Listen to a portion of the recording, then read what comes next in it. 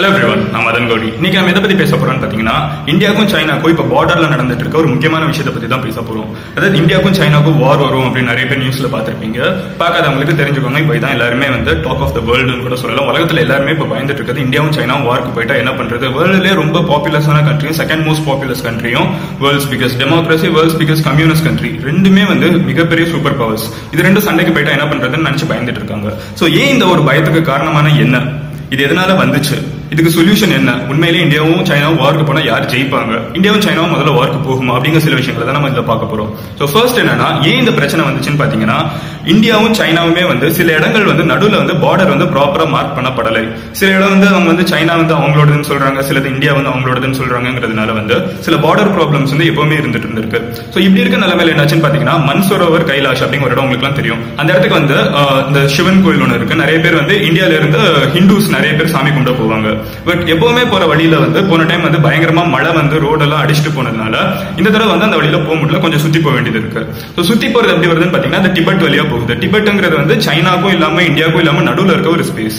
China வந்து அவங்களோடன்னு சொல்றாங்க, India வந்து ஒரு தனி கண்ட்ரி நீங்க நடத்தணும் அப்படின்னு சொல்றாங்க. அதனால தான் அங்க இருக்க தலாய் லாமாவெல்லாம் நம்ம இந்தியாவில வந்து அடைக்கலம் கொடுத்து வச்சிருக்கோம். அவரெல்லாம் வந்து சைனா வந்து எப்பவுமே அரெஸ்ட் பண்றதுக்கு ரெடியா இருக்காங்க.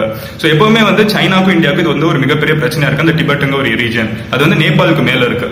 ஸோ இந்த இடத்துல வந்து சைனா என்ன சொல்றாங்கன்னா, நீங்க டிபெட்டை யூஸ் பண்ணிக்கோங்க, இந்த தடவை நாங்க பிரச்சனை பண்ண மாட்டோம். அங்க வந்து ஃபுல்லா இந்த சைனீஸ் ட்ரூப் தான் இருக்கு. ஸோ அவங்க என்ன சொல்றாங்க, நீங்க வந்து யூஸ் பண்ணிக்கோங்க, இது வழியா நீங்க போய்க்கோங்க மன்சரோவருக்கு அப்படிங்கிறாங்க. ஸோ இந்தியா வந்து டோட்டலி ஃபுல் கிரேட்ஃபுல் தேங்க்ஸ் அப்படின்னு சொல்லிட்டு வந்து அந்த வழியா மக்கள் அனுப்புறாங்க. ஸோ அனுப்புறப்ப என்ன ஆகுதுன்னு பாத்தீங்கன்னா, ஒரு சின்ன பிரச்சனை. அனுப்புறப்போ சைனா வந்து அந்த நடுவுல பிரச்சனைக்குரிய சில ரீஜன் இருக்குல்ல, அதன்படி பிரச்சனைக்குரிய இருந்துச்சுன்னா அது யாருக்குமே சொந்தம் இல்லைங்கிறப்ப அவங்க வந்து சைனீஸ் வந்து அங்க எதுவும் டெவலப்மெண்ட் பண்ணக்கூடாது நியாயப்படி. ஆனா அவங்க என்ன பண்றாங்கன்னா, இவங்க அனுப்பிச்ச வச்ச சாக்குல ஏதோ ஒரு ஹெல்ப்பா நாங்க பண்ணிட்டோம் அப்படின்னு சொல்லிட்டு அதுக்கப்புறம் வந்து அவங்க ரோட் போட ஆரம்பிக்கிறாங்க.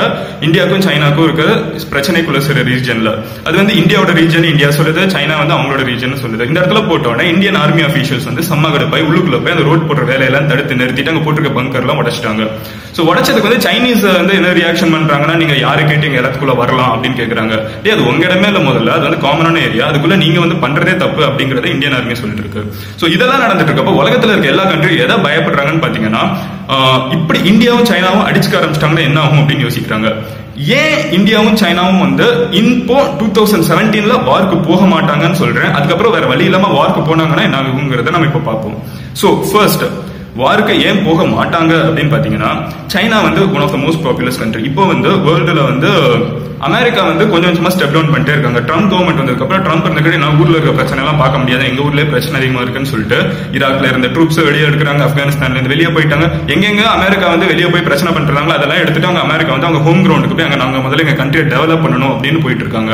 சோ வந்து ஒரு மிகப்பெரிய ஸ்பேஸ் வந்து காலியா இருக்கு. அதாவது யார் அடுத்து வந்து உலகத்திலே பிக் பிரதர், யார் அடுத்து உலகத்துல பெரிய ஆள் ஆவாங்க அப்படிங்கிற ஒரு ஸ்பேஸ் வந்து ரொம்ப காலியா இருக்கு. சோ இந்த ஸ்பேஸை டார்கெட் பண்ணி தான் வந்து சைனா வந்து இப்ப எல்லாமே பண்ணிட்டு இருக்காங்க. சோ சைனா வந்து நாங்க தான் அடுத்த பெரிய ஆளு அப்படின்னு சொல்லி நிலைநாட்டணும்னு நினைக்கிறாங்க. சோ அவங்க அப்படி பண்றப்போ இந்தியா கூட ஒரு வார்க்கு போனாங்கன்னா அவங்களால அது பண்ண முடியாது. ஏன்னா ஒரு வாருங்கிறது ஒரு சாதாரணமான விஷயம் இல்ல. வார்ல வந்து நிறைய எக்கனாமி லாஸ் ஆகும், அதாவது நிறைய காசு செலவாகும். ஏன்னா ஒவ்வொரு டேங்கும் ஒவ்வொரு பிளைட்டும் வந்து எத்தனையோ கோடி கோடி கோடி ரூபாய்கள். சோ இவ்வளவு இருக்கிறதுனால வந்து வார்க்கு வந்து அவங்க போக முடியாது. ஏன்னா அவங்க பினான்சியலி ரொம்ப வீக் ஆயிடுவாங்க.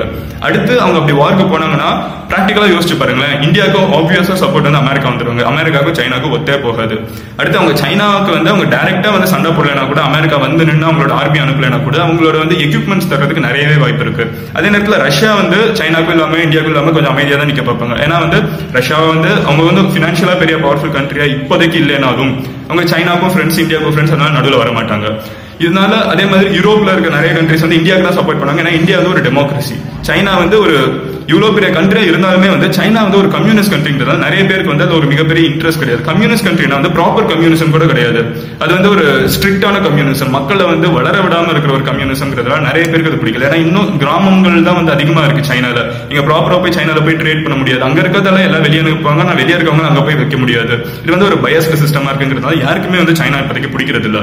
சோ இந்தியாவுக்கு நிறைய சப்போர்ட் இருக்குங்கிறதால China can not afford a war. So suppose ஒரு வார் வந்துருச்சுனால் இந்தியாவுக்கும் சைனாக்கும் தனித்தனியா நிக்க விட்டீங்கன்னா கேள்வியே இல்ல, சைனா வந்து ஜெயிக்கிறதுக்கு வாய்ப்பு நிறைய இருக்கு. ஏன்னா அவங்களோட ஆர்மி பெருசு, அவங்களோட நேவி பெருசு, அவங்களோட எக்யூப்மெண்ட்ஸ் எல்லாம் ரொம்ப காஸ்ட்லியர், ரொம்ப பெரிய ஆர்மி வச்சிருக்காங்க, நிறைய விஷயங்கள் இருக்கு. ஆனால் தனியா இருக்காதுங்கிறது தான் பாயிண்ட்.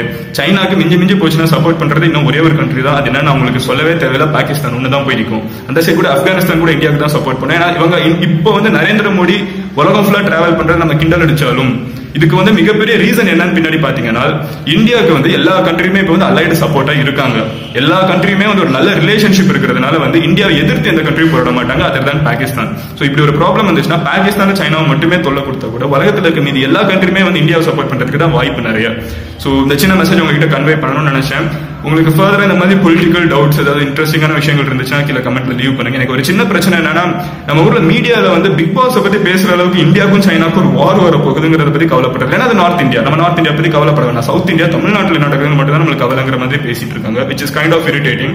ஸோ இந்த மாதிரி சில விஷயங்கள் வந்து நம்ம தான் பேசணும், மக்களாக நம்ம பேசினாதான் மீடியா மாறும் அப்படின்னு நான் நினைக்கிறேன். ஸோ அதை சொல்லணும்னு நினைச்சேன். இதை தவிர வேற ஏதாவது வீடியோ வேணும்னா you can personally message me, இல்லை கீழே டிஸ்கிரிப்ஷன்ல லிங்க்ஸ் இருக்கும், நீங்க எங்கனாலும் ஃபாலோ பண்ணலாம். இல்லைனா கமெண்ட்ல லீவ் பண்ணுங்க, நான் கண்டிப்பா ரிப்ளை பண்ணுவேன். நிறைய கமெண்ட்ஸ் பார்த்துட்டு இருக்கேன், நான் எல்லாத்தையும் வாசிக்கிறேன், சொல்லிட்டு அப்புறம் நிறைய வீடியோஸ் கேட்கறதுக்கு முன்னாடி ஒரு டைம் வந்து யூடியூப்ல இல்ல கூகுள்லயோ மதன் கௌரி அப்படின்னு சர்ச் பண்ணிட்டு அதுக்கப்புறம் அந்த நீங்க என்ன வீடியோ கேட்கறீங்களோ அதையும் வச்சு சர்ச் பண்ணி பாருங்க. ஏன்னா நிறைய வீடியோ நான் பண்ணியிருக்கேன், ஸோ ரிப்பீட் பண்ண வேணாம்னு நினைக்கிறேன். வேற ஒன்றும் இல்லை, கேட்கறதுக்கு முன்னாடி ஒரு டைம் அதை செக் பண்ணிக்கோங்க. So other than this, nothing else. See you in the next video. Until then, bye. Madan here signing off. Cheers.